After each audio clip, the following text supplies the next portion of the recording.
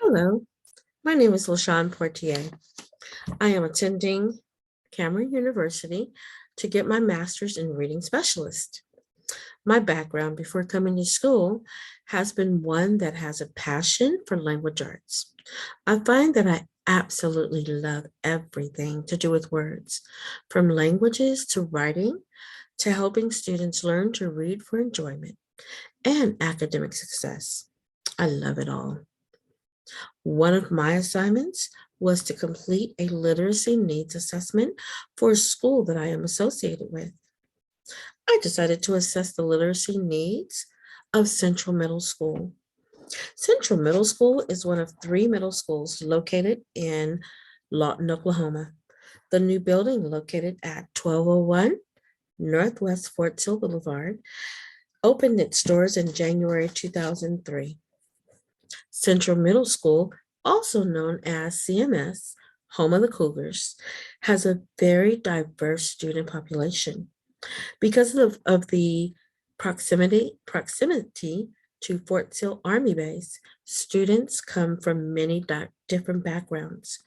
According to CMS school website, military families make up somewhat more than 35% of CMS's students. This issue contributes to a 30 to 35% annual turnover rate. According to www.greatschools.org, as to date, there are approximately 710 students enrolled in CMS.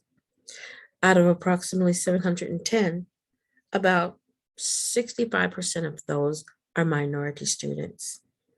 This is made up of about 23% Hispanic, 22% Black, 13% Bi or multiracial, 4.5% American Indian or Alaska Native, 1.4 Native Hawaiian or other Pacific Islander, 1.1 Asian or Asian Pacific Islander.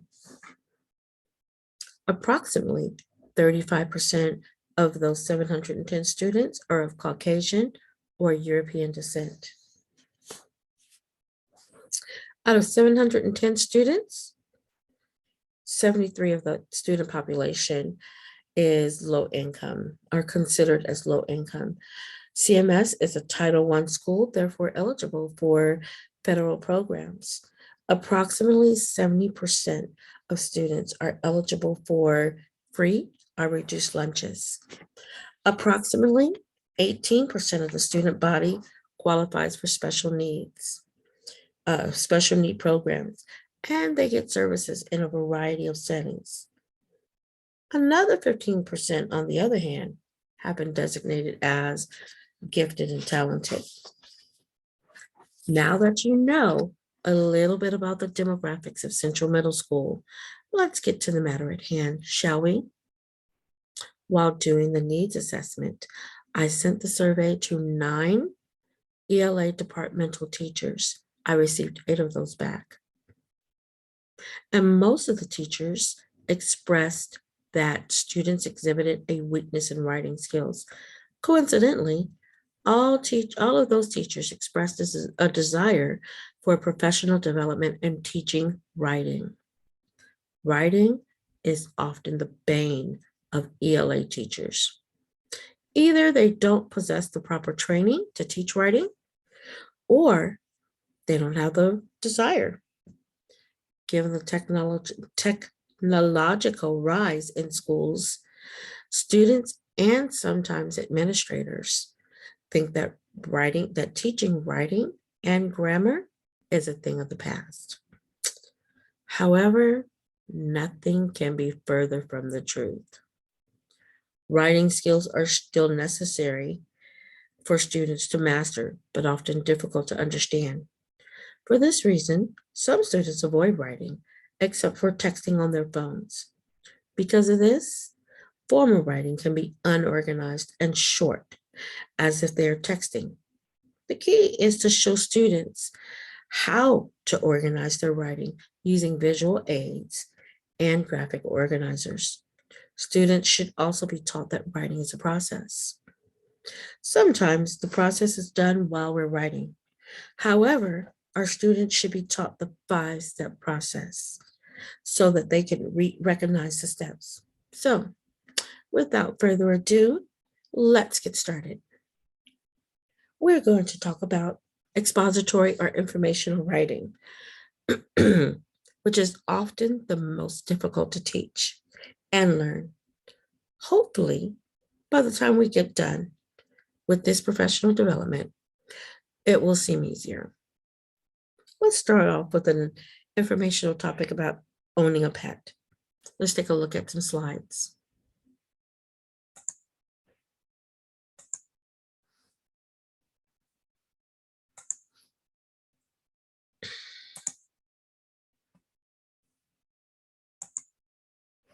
All right, so the difference between good writing and unorganized writing is like hamburgers and burritos.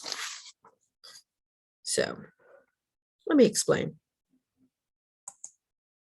As you can see, the burrito has a lot of good ingredients, but a little jumbled and unorganized. However, with the hamburger, there's still a lot of good ingredients, but very stacked and organized. So with the burrito, you could say a lot of good information in the writing, but a little jumbled, a little unorganized. With the hamburger, still a lot of good information, but organized. So here we have an example of a hamburger organizer. There are many different ones, but this one is a great example. And so as we move through the next slides, we'll take a closer look at how the writing process and the hamburger organizer works together to make writing easier.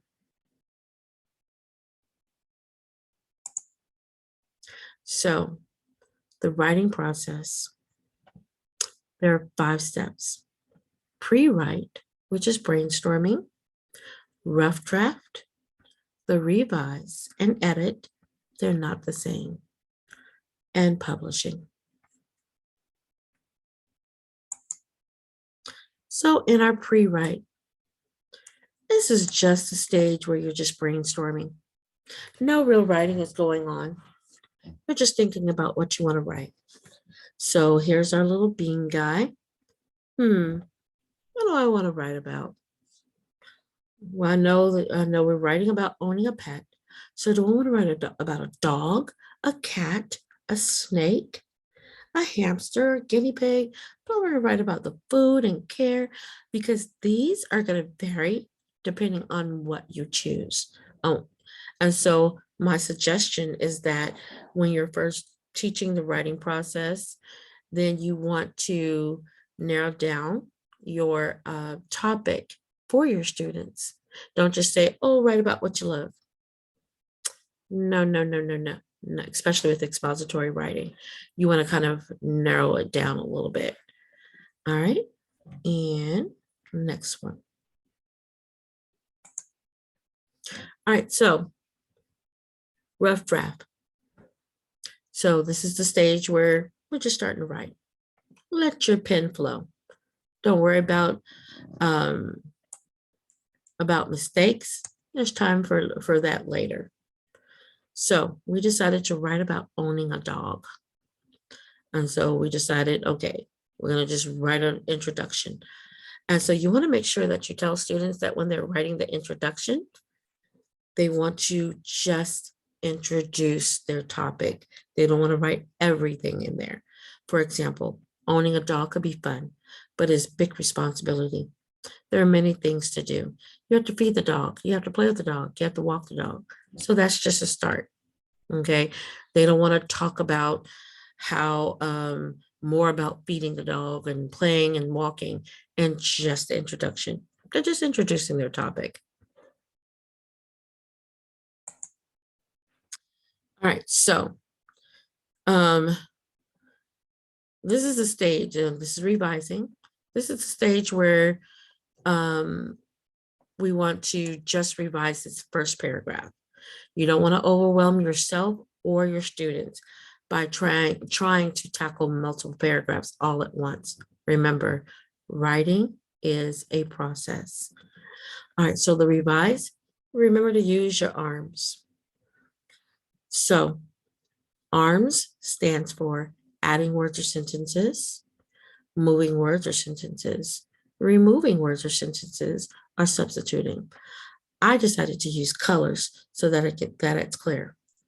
So here I added some words here, little transitional words there, kind of moved some sentences around here for clarity. Removed some words here instead of instead of but, I used however. And so things like that. This is that stage where you're thinking about, how can I move some things around so that my writing is clear. Edit. This is where you want to look at your capitalization. You want to use cups, capitalization, usage, punctuation, and spelling. And again, I used colors. So now this is the stage where you're going to edit your work. So now that you've done all the revising and moving around, this is where you can start thinking about usage. Instead of could, can sounds a lot better. Where, subject verb agreement, things like that, that would be usage. Capitalization, this you right here should not be capitalized. So we're going to substitute that with that you. And then there are things that should be capitalized that was not. This is where you're also going to correct your spelling. All right, on to the next slide. All right, now this particular paragraph, we're done. All right, so this is the stage where our paragraph is finished. So, and then on to the next paragraph where we're going to do the process all over again. After your students get comfortable with the writing process, they can do the process as they're writing, as most of us do. But they should at least understand what the process is and what the steps are. All right, so owning a dog can be very fun. However, it is a big responsibility. There are many chores to owning a dog. You must feed the dog. Additionally, you must walk the dog. Finally, you must play with the dog. Now we'll get to our conclusive statement, our conclusive sentence there later. All right. So now that was just one paragraph. Now we're going to talk about adding a second paragraph. Here's where a lot of students get lost. Okay, so this right here, owning a dog can be very fun. However, it's a big responsibility. There are many chores to owning a dog. That was just your topic statement. These are your supporting details, and I like to play with colors. All right, so this first supporting detail is going to be the first topic statement for my second paragraph. Oops.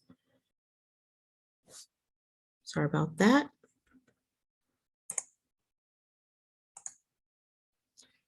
That's going to be the first topic statement for my second paragraph. And all the supporting details only talks about just that. It is important to feed the dog on time and the right foods. And so my supporting details only talks about that. And here's my conclusion here, my conclusive statement. And here I also added my conclusion to summarize. Dogs are fun, but can also be a big responsibility. All right, on to the next slide. My third paragraph. See, here's my introduction. My third paragraph is going to start with my second reason or my second supporting detail here. And again, I like to play with colors. And so the second one talked about walking the dog. All I'm going to talk about here in this third paragraph is just walking the dog. In conclusion, dog walking allows for great exercise and bonding for both you and your dog. I'm not going to say anything about feeding, anything about playing, just walking the dog. All right, on to the next slide. fourth paragraph is what I said was my third reason, or my third supporting detail, playing with the dog. Here, all I talk about is just playing with the dog. All right, so playing with your dog is a great way to strengthen your bond. Dogs feel more love, yada, yada, yada. Clearly, got to add that transition word. Playing with dogs is a healthy way to show them love and care. All right, so the first sentence is, all right. And now your fifth and conclusive paragraph. You are now ready to write your conclusion. Your conclusion is just really a restatement of your introduction, and you're going to add a hook or a question at the end. Speaking of hooks, hooks are things that are like questions or quotes in the beginning, kind of hooks your reader in. But I wouldn't start out teaching students about hooks. Let them get the logistics of writing first, and then you can move on to hooks. Although owning a dog is very fun, it comes with a lot of responsibility. Feeding, walking, and playing with the dog are just a few chores. Cleaning up after the dog was not mentioned, but still important. I wanted to mention that it was not mentioned because we didn't talk about that in our intro, but still an important thing. So, if a person can handle all the chores, dogs are a lot of fun to love because they can be your best friend. Go out and get a dog today. All right, so that was just my conclusion. And before you know it, you have a full essay. It takes you a little bit of time at first. I would suggest to stretch that out over a month or so, maybe 2 weeks to a month. Remember, writing is a process that should not be rushed. If we expect our students to write an organized essay, we have to give them the time to do so. And so I hope this helps. So after, teaching them the writing process first, then you can kind of shorten your time and, that way you're not overwhelming yourself, giving them feedback, and you're not overwhelming your students. Writing should be fun.